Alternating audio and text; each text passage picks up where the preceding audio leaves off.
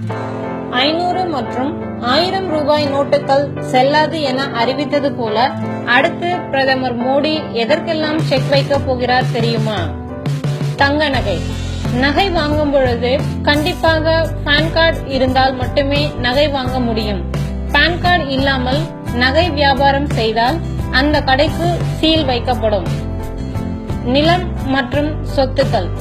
புதிய நிலம் வாங்கும் பொழுதும் விற்கும் பொழுதும் ஆன்லைன் டேட்டா பேஸில் பதிவேற்றம் செய்த பிறகே பத்திரப்பதிவு நடைபெறும். அது மட்டும் இல்லாமல் தனிநபர் உடைய சொத்து மதிப்பு ஆன்லைனில் பதிவேற்றம் செய்ய வேண்டும் மற்றும் பணத்தை வங்கிகள் மூலமாகத்தான் பரிமாற்றம் செய்ய வேண்டும். வீட்டு வாடகை. வாடகை வீட்டில் வசிப்பவர்கள் கண்டிப்பாக வாடகை பணத்தை வங்கி மூலமாகத்தான் செலுத்த வேண்டும். அது மட்டுமல்லாமல் அதிக வீடுகள் வைத்திருக்கும் ஆசாமிகளின் பட்டியலும் அடுத்து தயாரிக்கப்பட உள்ளன. தனியார் பள்ளி கட்டணங்கள்.